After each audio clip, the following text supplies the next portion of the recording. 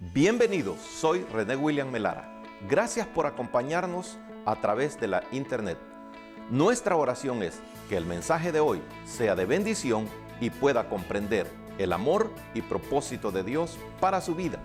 Si tiene alguna pregunta y desea congregarse con nosotros, la información está disponible en nuestro sitio web en el www.iccmd.org. Dios le bendiga.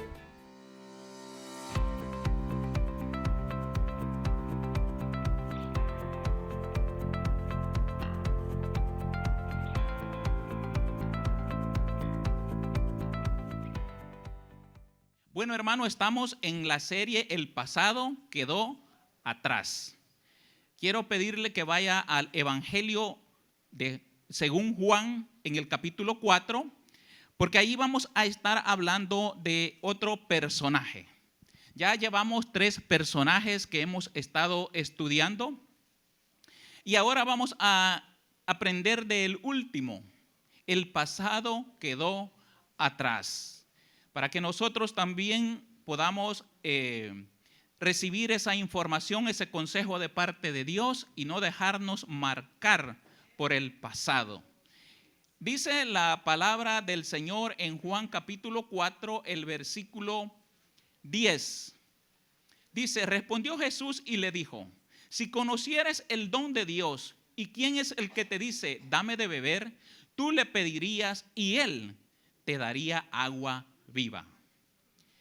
Le dijo la mujer, Señor, no tienes con qué sacarla y el pozo es hondo. ¿De dónde pues tienes el agua viva? ¿Acaso eres tú mayor que nuestros padres Jacob, que nos dio este pozo del cual bebieron él, sus hijos y sus ganados? Respondió Jesús y le dijo, cualquiera que bebiere de esta agua volverá a tener sed. Mas el que bebiere del agua que yo le daré, no tendrá sed jamás, sino que el agua que yo le daré será en él una fuente de agua que salte para vida eterna.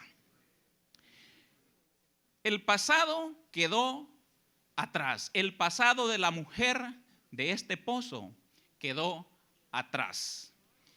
Hemos estado viendo 3 personajes, con este sería el número 4, que procedían de diferentes entornos económicos, culturales, entornos religiosos, entorno social, pero todos tenían algo en común, una necesidad de Dios. Habían sido marcados por un pasado que había sido duro con ellos. Y lo que hizo la diferencia fue haber tenido ese encuentro con Dios. Ahora vemos a una mujer que también tiene una cita importante con Dios. Hermanos, en todas las naciones se da lo que es el racismo, el menosprecio, la marginación hacia aquellas personas que son vulnerables. Por diferentes razones, dentro de las naciones se ha producido una migración interna. En el país de donde yo vengo, por causas de la guerra, se produjo una migración interna. Y aquellos que migraron de sus lugares donde quizás tenían sus posesiones, fueron a otros lugares sin nada. Y se acomodaron donde pudieron. A esas comunidades que se fueron formando se les llamó comunidades marginales, porque se acomodaron en ese lugar no teniendo ninguna comodidad. Se acomodaron como pudieron. Nosotros que hemos migrado de muchas naciones a esta nación, también somos testigos de cómo nosotros que hemos venido a este lugar, ahora porque las condiciones en las que venimos pueden ser diversas, pero en la mayoría de los casos veníamos necesitados. No trayendo riquezas, no trayendo posesiones, y nuestros amigos o nuestros familiares nos acomodaron donde pudieron. Y se han ido formando comunidades de migrantes. Y por supuesto, como la tendencia humana es a generalizar las actitudes y las conductas de otras personas, en este caso de los migrantes, entonces a veces se nos estereotipa, nos ponen una etiqueta de cómo es un hispano, de cómo es una persona de raza negra, de cómo es un asiático, y lo tachamos de esa manera. Ha acontecido con nosotros. Entonces, hermano, pero esto de tachar o ponerle un estereotipo a una persona no es nuevo. Siempre ha ocurrido porque las divisiones en las naciones siempre ha existido. Y como nuestra referencia bíblica es la nación de Israel, primeramente quisiera llevarlo a un contexto de dónde son los samaritanos, de dónde procedieron, cómo se formó esa comunidad samaritana. Hermanos, la división en Israel se produjo con el reinado de Roboam y Jeroboam. La nación se dividió en dos partes, una parte en el sur y una parte en el norte. La parte del sur se le llamó el reino de Judá y la parte del norte se le llamó el reino de Israel. Pero fue, hermano, Jeroboam el que introdujo la idolatría a la nación de Israel, al reino del norte. No porque este hombre quisiera que el pueblo de Israel buscara al Dios verdadero, sino que el impulso de él fue el deseo de mantener el poder sobre el reino que se le había delegado. Y eso le llevó a hacer becerros para que el pueblo de Israel adorara a ellos, para que no fueran a Jerusalén. Entonces dice la Biblia que construyó unos becerros, lugares de adoración en Siquem, para que el pueblo de Israel fuera ahí a adorar. Posteriormente vino un rey llamado Onri. Este Onri fue el que compró a un hombre llamado Semer esa propiedad y ahí construyó esta ciudad que se conoce como Samaria. Entonces, amado hermano, ahí vamos viendo cómo es que se va formando esta nación o esta región en medio del pueblo de Israel, el reino del norte. Entonces, a partir de Onri, los reyes de Israel, ya expliqué que habían dos reinos, el de Judá y el de Israel. Pero el reino de Israel, a partir de Onri, su ciudad principal o su capital fue Samaria. Así que cuando Israel, el reino del norte, va cautivo por los asirios, lógicamente, al ser la ciudad principal, los que mayormente fueron deportados fueron de esa región, porque eran los más allegados al rey. Eran los funcionarios, digamos, donde vivían los funcionarios del reino de Israel. Así que son llevados a Asiria y dice la palabra del Señor que fueron dispersados entre las naciones que conformaban el reino de Asiria. Pero el rey de Asiria tampoco quería dejar sola a Israel. Así que trajo de todas las naciones gente que viniera y poblara esta región, la región de Samaria, el reino del norte. Entonces, amado, como Dios es el que controla todas las cosas y que en apariencia a veces pensamos que Dios se ha alejado y que no está en el control de las cosas, a veces, hermano, tendemos a pensar que el pueblo se había quedado olvidado. No. Dios, hermano, al ver que este rey había enviado gente que era idólatra y que estaban levantando lugares de adoración pagano en la tierra de Israel, dice que Dios envió leones para que matase a aquella gente. Entonces, al ver la gente, esto lo relacionaron inmediatamente con Dios y dijeron: nosotros no conocemos la ley de este Dios que gobierna este lugar. Por lo tanto, vamos a mandar a decir al rey que nos envíe un sacerdote para que nos enseñe acerca de las leyes de este Dios. Y enviaron, y efectivamente así ocurrió. Trajeron un sacerdote que se estableció en Betel para que enseñara a aquel pueblo cómo debía de conducirse. Entonces estos pueblos, dice la palabra del Señor, que vinieron y aprendieron y tomaron como base la ley de Moisés. Los primeros 5 libros de la Biblia, o el Pentateuco, como usted le quiera llamar. Pero ellos tomaron como base, como referencia esto. Sin embargo, aunque podría aparentemente nosotros podríamos ver un interés en ellos de adorar al Dios verdadero, no ocurrió así, porque ellos jamás se apartaron de sus ídolos. Usted puede leer lo que yo le estoy explicando en Segunda de Reyes capítulo 17. Entonces, hermano, ahí al haber esa mezcla, comienza a existir, al haber esa mezcla tanto religiosa, política, y también, hermano, esa que comienzan a mezclarse los israelitas con los de las otras naciones, los judíos, que se han caracterizado por ser celosos de la ley, por querer hacer cumplir la ley tal y como está escrita. Entonces comenzaron a considerar inmundos, comenzaron a considerar contaminados a los samaritanos. Y ahí comienza a profundizarse el conflicto, a no tratarse, a comenzar a odiarse. En los tiempos de Jesús esto no había cambiado. Y cuando una persona quería insultar, cuando un judío quería insultar a otro judío, lo comparaba con un samaritano. Fue lo que le dijeron a Jesús. ¿No decimos nosotros que tú tienes demonio y eres samaritano? ¿Qué le estaban queriendo decir? Lo estaban insultando.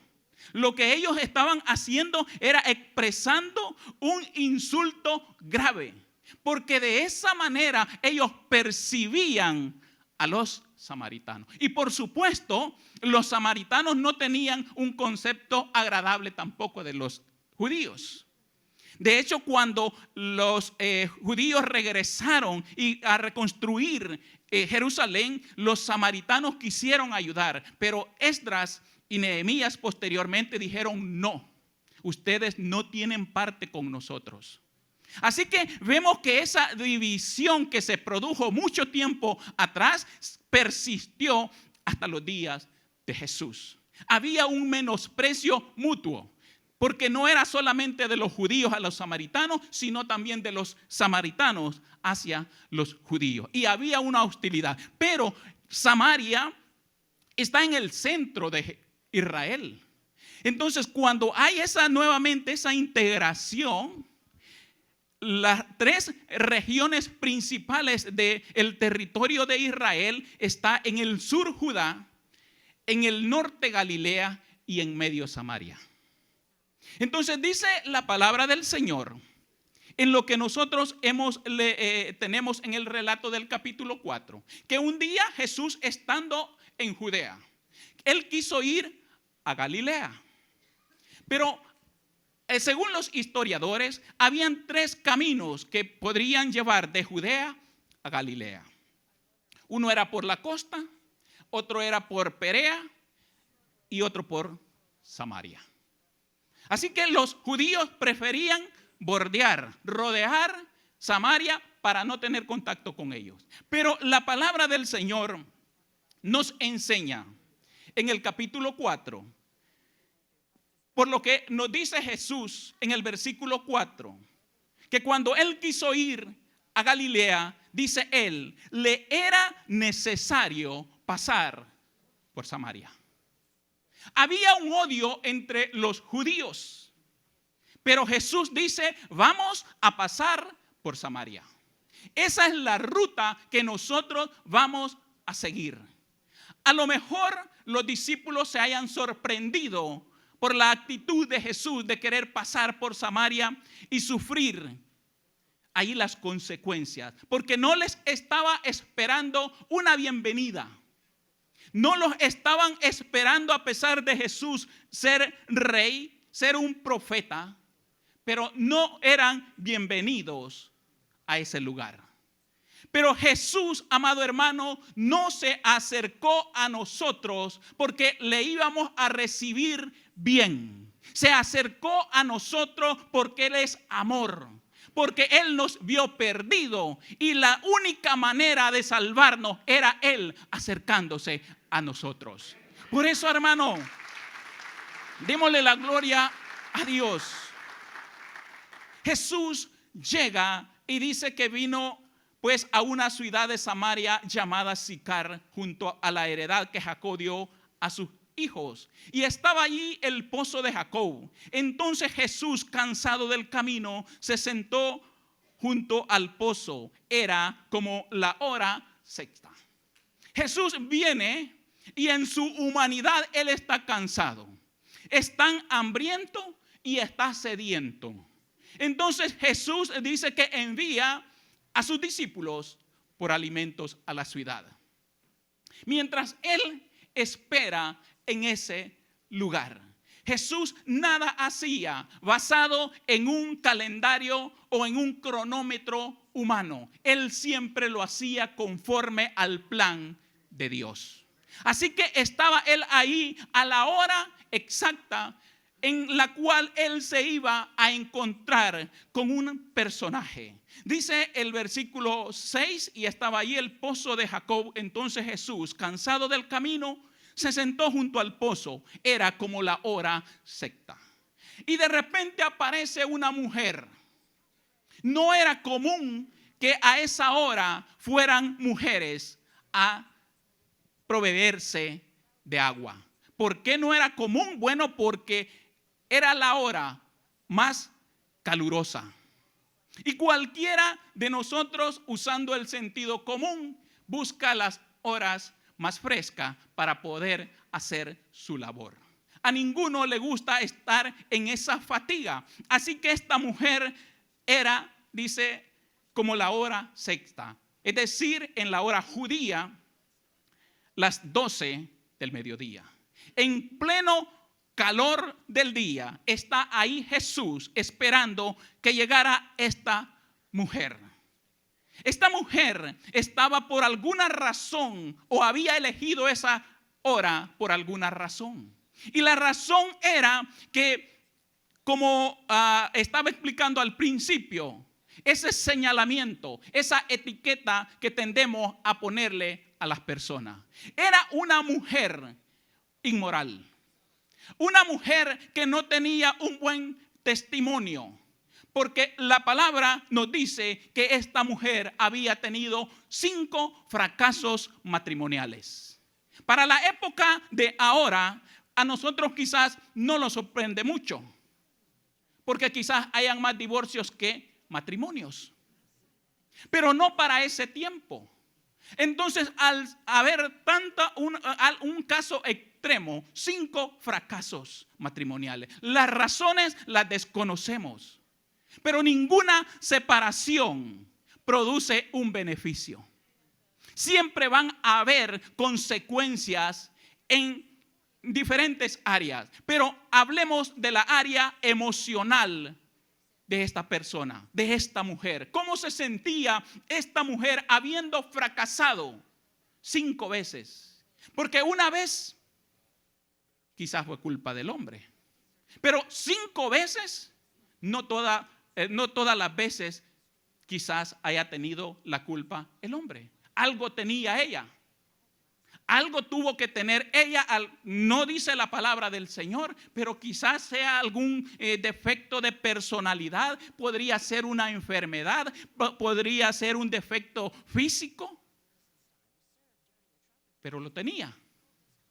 Y entonces, hermano, el matrimonio se hace con el fin de cumplir la palabra de Dios primeramente, pero tiene también un vínculo afectivo.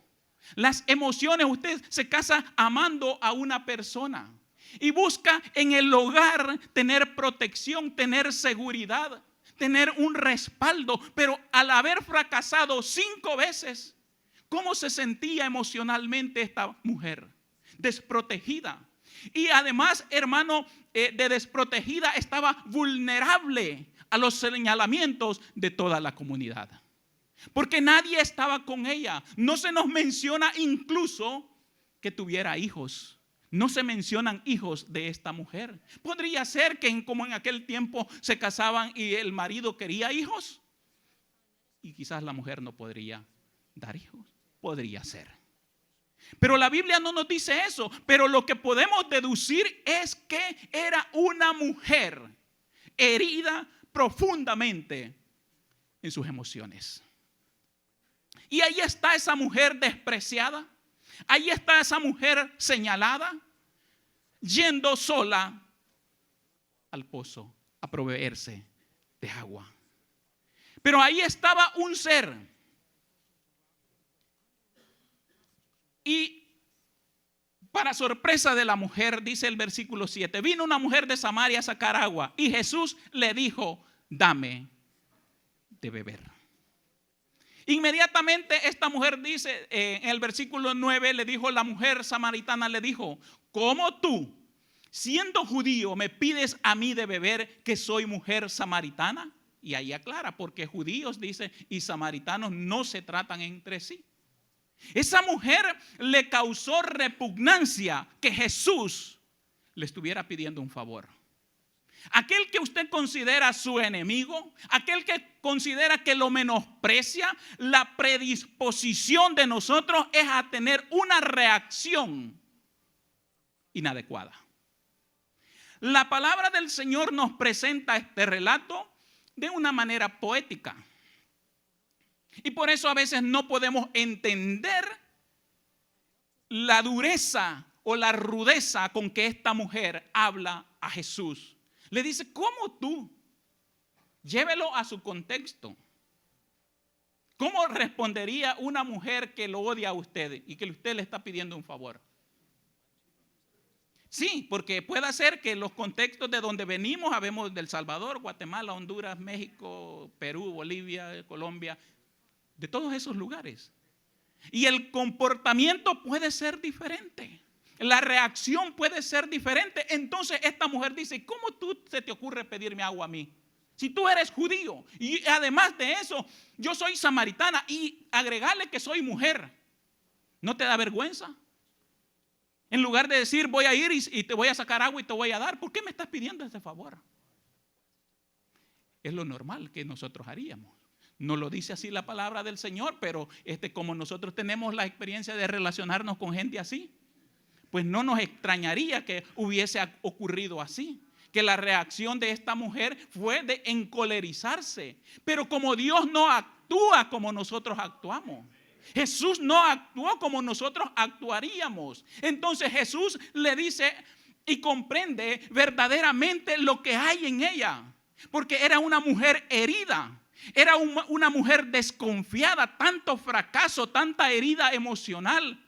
La hacía a ella ver o expresarse como una mujer dura, una mujer ruda.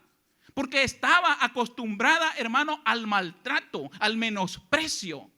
Y una persona que viene de una vida así, no va a esperar usted que lo va a tratar con una gran amabilidad. No es así. Entonces Jesús, conociendo a esta mujer, dice, si conocieres el don de Dios, ¿y quién es el que te dice, dame de beber? Tú le dirías y él te daría agua viva. Jesús le dice, si conocieres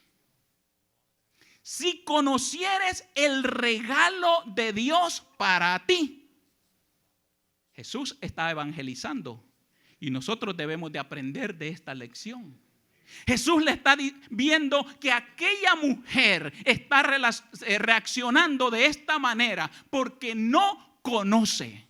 El mundo no conoce el regalo de Dios. Nosotros sí lo conocemos, por eso nos alegramos en Cristo, porque Él es la razón de nuestra alegría. Pero aunque nosotros lo apreciemos y lo tengamos como un tesoro, el mundo lo desconoce. El mundo no conoce ese regalo de Dios. Si conociera el regalo de Dios. ¿Y quién es el que te dice, dame de beber? tú le pedirías y él te daría agua viva. Yo no soy como los demás judíos. Tú no me conoces, por eso estás reaccionando de esa manera. El mundo no conoce a Jesús, por eso lo menosprecia, por eso lo rechaza. Sin embargo, a pesar del rechazo, Jesús no nos rechaza a nosotros. Porque si Jesús nos hubiera rechazado a la primera, ninguno de nosotros estaría aquí. Ninguno.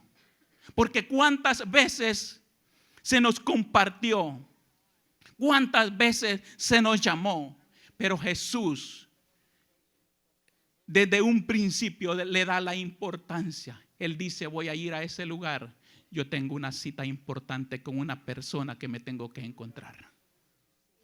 El día que nosotros nos encontramos con Jesús fue de esa manera, no que nosotros lo estuviésemos buscando a Él.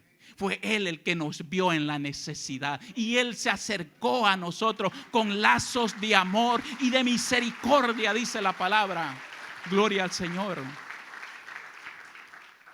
Aunque la conversación que tuvo con esta mujer fue dura, fue difícil, la mujer, cuando Jesús le ofrece esa agua, dice, le entra la curiosidad a la mujer y le dice, Señor, no tienes con qué sacarla. Y el pozo es hondo. ¿De dónde pues tienes el agua viva? La mujer lo ve y dice, bueno, ¿de dónde? Y ahí viene algo importante en el versículo 12. ¿Acaso eres tú mayor que nuestro padre Jacob, que nos dio este pozo del cual bebieron él, sus hijos y sus ganados? ¿De quién era hija ella? ¿De quién? De Jacob. Ella se está relacionando, se está identificando como una israelita. ¿Acaso eres tú mayor que nuestro padre Jacob? Yo soy israelita. ¿Qué dijeron los judíos? Linaje de Abraham somos. Todos nos justificábamos, hermano, para no venir a Cristo. No, si es que todos somos hijos de Dios. ¿O no dijimos eso alguna vez nosotros? Sí, no, y es que yo voy a la iglesia, yo tengo mi religión. Pero Jesús está teniendo un encuentro con ella, no para cambiarla de religión, sino para que nazca de nuevo, para que tenga una nueva vida. Porque eso es lo que Jesús da, nueva vida. No da nueva religión, da nueva vida para que nosotros nos relacionemos de una forma adecuada con Él. Ella le dijo, yo soy descendiente de Jacob. Yo no tengo necesidad de lo que me estás diciendo tú. Pero Jesús le dice, cualquiera que bebiere del agua volverá a tener sed. Mas el que bebiere del agua que yo le daré no tendrá sed jamás, sino que el agua que yo le daré será en él una fuente de agua que salte para vida eterna. Lo que te estoy ofreciendo, él no se pone a decirle, no, pero mira, tú eres descendiente de Jacob, pero eres una samaritana. Y tú sabes el odio que nosotros les tenemos a ustedes. No se mete en eso. Porque el interés de él era que viera que era una mujer necesitada. El interés nuestro al presentar el evangelio no es a que nos den la razón, es que conozcan a Jesús. La razón por la que esta mujer estaba rechazando a Jesús era porque no lo conocía. Entonces, amado hermano, Jesús no se pone a quererle explicar razones religiosas, sino le dice, tú tienes una necesidad que yo puedo saciarte, yo puedo darte agua. Esta mujer dice, Señor, dame esa agua para que no tenga yo sed, ni venga aquí a sacarla. Entonces esta mujer dice, eso es bueno para mí, voy a pedírsela. Voy a la iglesia porque tal vez así este viejo se compone, porque tiene problemas en el matrimonio. Voy a la iglesia porque quizás me sane. Vengo por una sanidad. Pero el punto de Jesús no es si Él te puede solucionar el problema matrimonial, si Él puede enderezar el camino de tus hijos, si Él puede darte sanidad. El punto de Jesús es que quiere salvarnos. Porque a partir de ahí nosotros vamos a andar en esa novedad de vida. La mujer, Jesús le dice, cuando tú vienes aquí, vas y te tomas esta agua y vas a regresar, y esa es la rutina de la vida que vas a tener siempre. Porque nunca esta agua te podrá saciar. Toda persona que ha sido adicta a drogas o al alcohol o a la inmoralidad sexual, una y otra vez va a caer en lo mismo. El borracho amanece el siguiente día todo destrozado, pero una vez se le pasó, se le olvida y vuelve a caer en lo mismo. ¿Por qué? Porque está esclavizado del pecado. Y dice él, voy a ir y voy a disfrutar mentiras.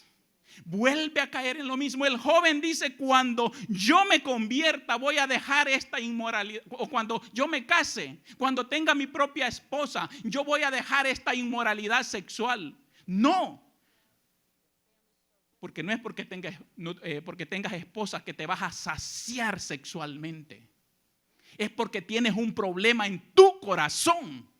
Y mientras ese corazón no sea transformado, nunca te vas a gozar en Jesús. Nunca.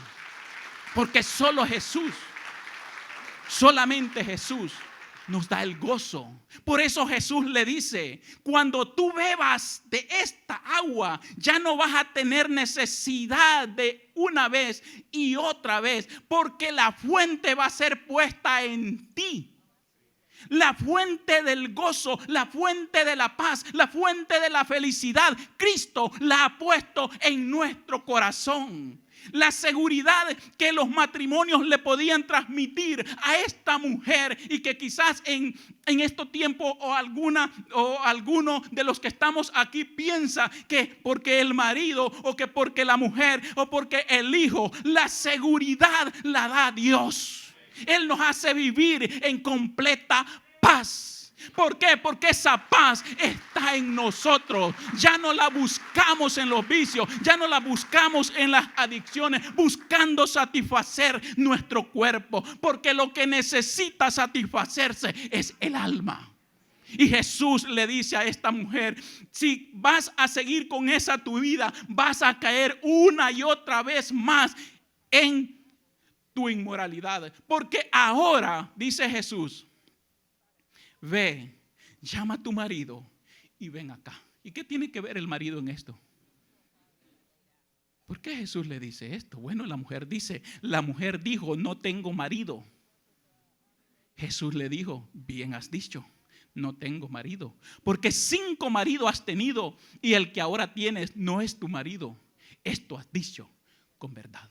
La mujer estaba descubriendo su corazón. Vio en aquel personaje alguien diferente. Comenzó a percibir que no era un judío común. Y dice ella, no tengo marido. ¿Y por qué estaba en esta frase? Ella está descubriendo su corazón. Bueno, porque le pudo haber dicho, él no está. Se ha ido. Nos hemos peleado. No le puedo hablar. Pero no dijo así. Dijo ella, no tengo marido. Porque sabía de qué Jesús le estaba hablando.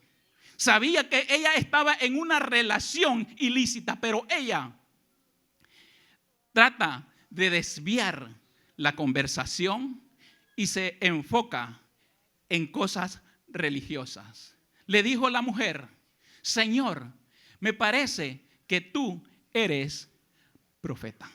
La revelación de Dios es progresiva. Aquella mujer primeramente vio a un judío.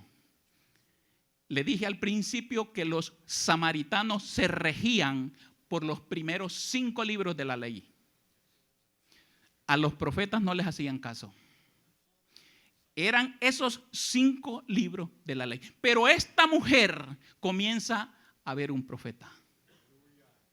Ya ahora ya no está viendo a un judío. Me parece que tú eres profeta. Porque este ser que está enfrente de ella le comienza a mostrar la necesidad que hay en ella. Nuestros padres adoraron en este monte y vosotros decís que en Jerusalén es el lugar donde se debe adorar. Pero Jesús le dijo, mujer, créeme que la hora viene cuando ni en este monte ni en Jerusalén adoraréis al Padre. Vosotros adoráis lo que no sabéis. Nosotros adoramos lo que sabemos, porque la salvación viene de los judíos. Mas la hora viene y ahora es cuando los verdaderos adoradores adorarán al Padre en espíritu y en verdad. Porque también el Padre, tales adoradores, busca que le adoren. Era una mujer religiosa que adoraba a un Dios. Pero según el relato bíblico, esa adoración no llegaba al Dios verdadero. Porque Jesús le dice, ustedes adoran lo que no saben.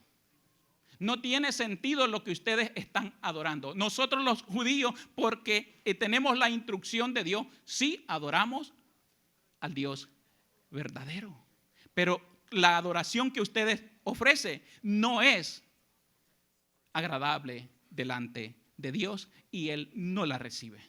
¿Por qué? Porque la adoración no consiste en cánticos. La adoración no consiste en danzas. La adoración verdadera es lo que hacemos conforme a la palabra y conforme al Espíritu nos guía a que hagamos. Esa es la adoración verdadera. Si hay muchos cánticos, pero si ese cántico no es conforme a la palabra del Señor, aunque usted llore, si hasta los borrachos allá por una de sus rancheras se ponen a llorar, eso no es sinónimo de espiritualidad.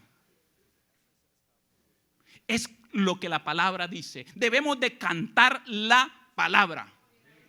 Los judíos se acostumbraron a cantar la palabra. Así que esa adoración que nosotros ofrecemos debemos de procurar sea agradable delante del Señor. La mujer le dijo, sé que ha de venir el Mesías llamado el Cristo. Cuando Él venga nos declarará todas las cosas. Ya Jesús le estaba diciendo su vida.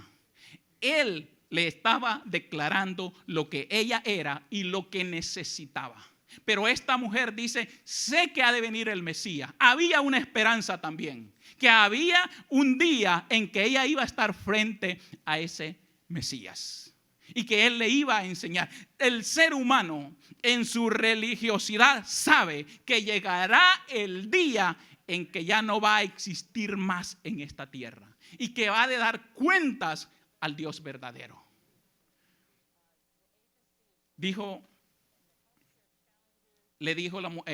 Jesús le dijo, yo soy el que habla contigo.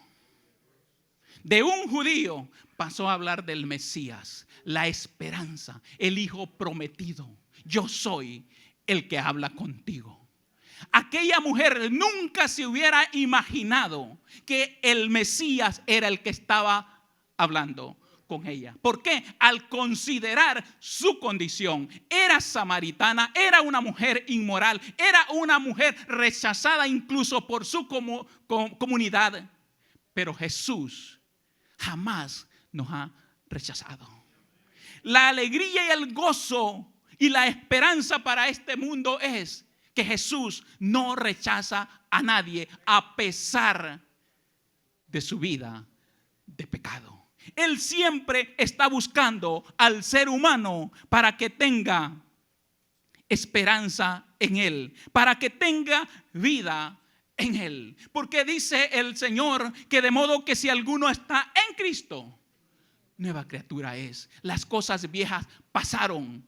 Jesús no le interesaba el pasado de esta mujer, le quería mostrar su futuro, lo que Él iba a hacer con ella, que ya no iba a depender de la seguridad que un hombre le pudiera transmitir a través del matrimonio, sino que la seguridad iba a depender del cuidado de ese Dios todopoderoso que ha dicho que las ovejas de Él están en sus manos, en las manos del Padre, y que de ahí nadie las puede arrebatar.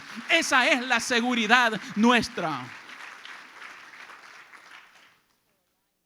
Por supuesto, dice la palabra del Señor que esta mujer, en el versículo 28, entonces la mujer dejó su cántaro y fue a la ciudad y dijo a los hombres: venid, ved a un hombre que me ha dicho todo cuanto he hecho. ¿No será este el Cristo? No sé si usted se ha preguntado, hermano, por qué se menciona ese cántaro ahí. Se menciona ese cántaro. ¿Y qué tiene que ver ese cántaro con la samaritana? Porque eso la unía a su vida pasada. Ese era el medio por la cual ella se saciaba del agua de aquel pozo. Pero ahora dice, aquella mujer, al haber tenido ese encuentro con Cristo, ella deja su pasado. Dejó todo lo que era ella, lo que le ataba a su vida pasada, lo dejó atrás. Y ahora sale corriendo a la ciudad y dice: vengan, conozcan a alguien que me ha dicho todo lo que he hecho. ¿No será este el Cristo?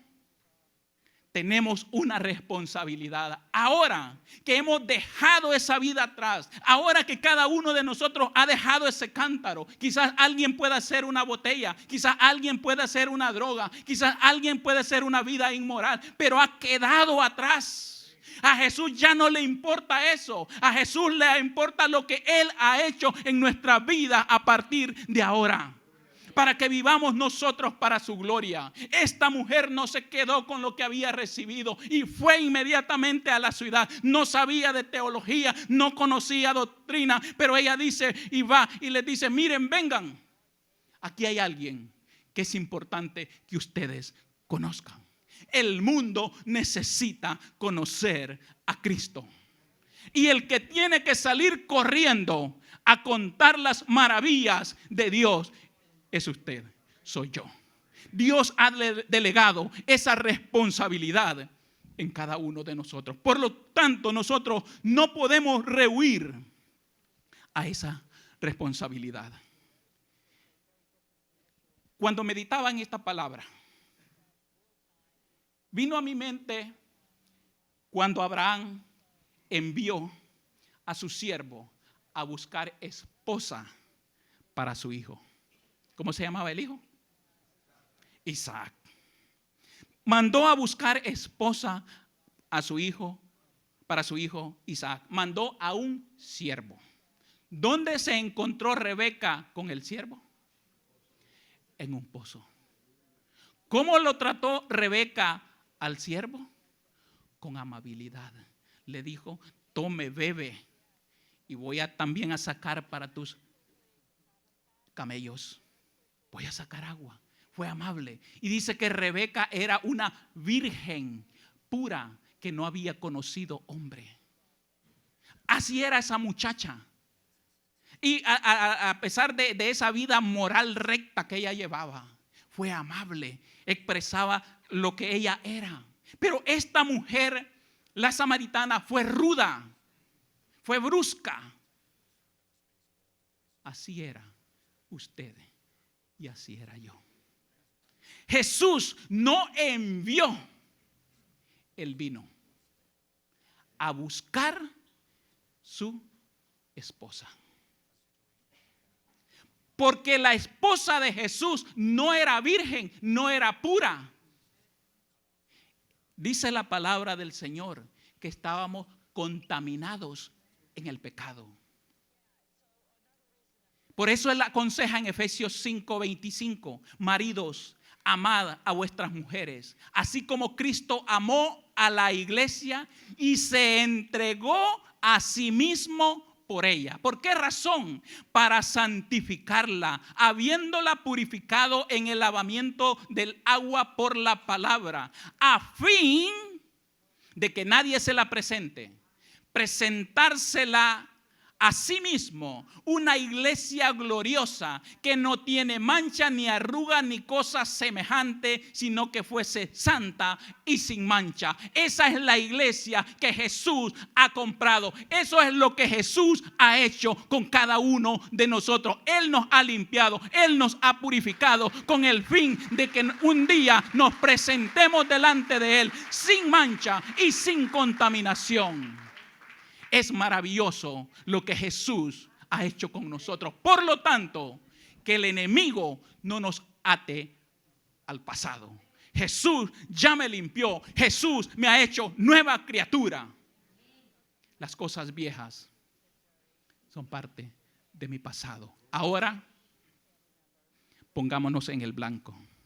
Prosigo el blanco a la meta para obtener lo que Jesús ha prometido para cada uno de nosotros. Amén. Dejemos el pasado atrás. Confiamos que el mensaje de hoy haya sido de bendición para su vida.